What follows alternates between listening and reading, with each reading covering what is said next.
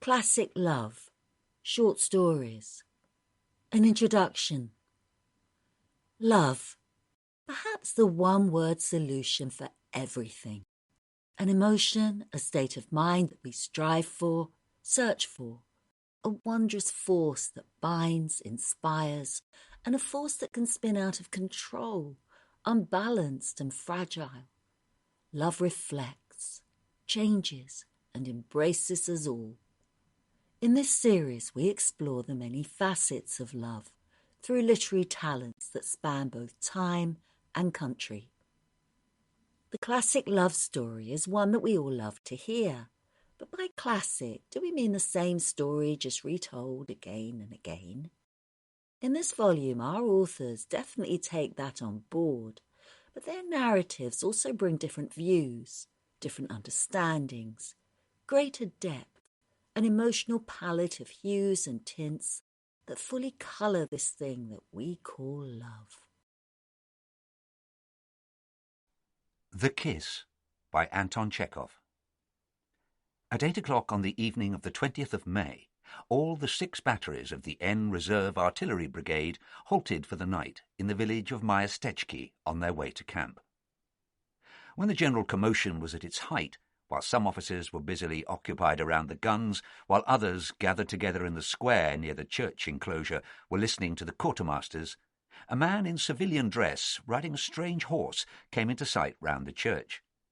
The little dun-coloured horse, with a good neck and a short tail, came moving not straight forward, but as it were sideways, with a sort of dance step, as though it were being lashed about the legs.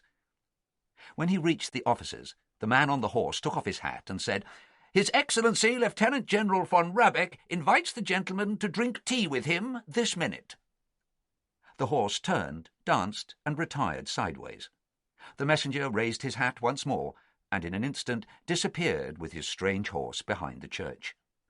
"What the devil does it mean?" grumbled some of the officers, dispersing to their quarters.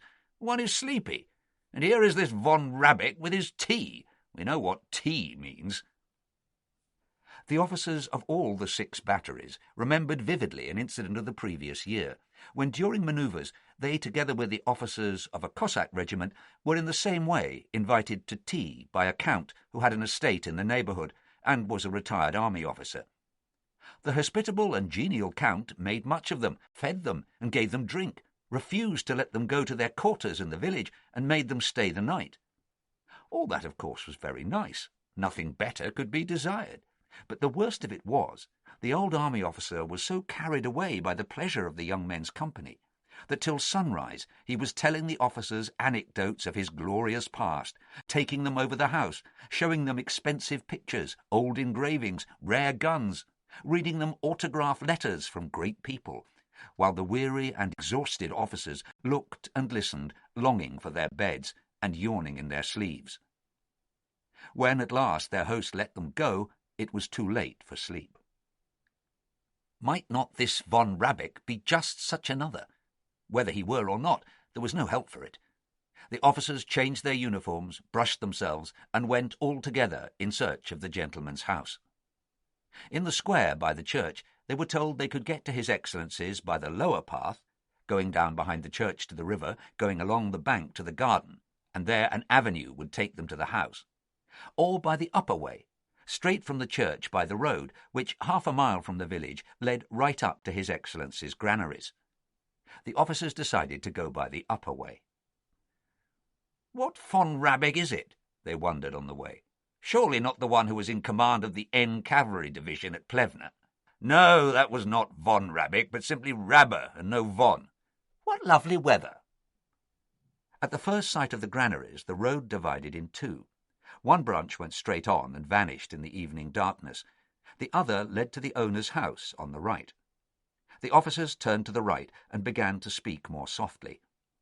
On both sides of the road stretched stone granaries with red roofs, heavy and sullen-looking, very much like barracks of a district town. Ahead of them gleamed the windows of the manor house. "A good omen, gentlemen," said one of the officers. "Our setter is the foremost of all. No doubt he scents game ahead of us." Lieutenant Lobietko, who was walking in front, a tall and stalwart fellow, though entirely without moustache,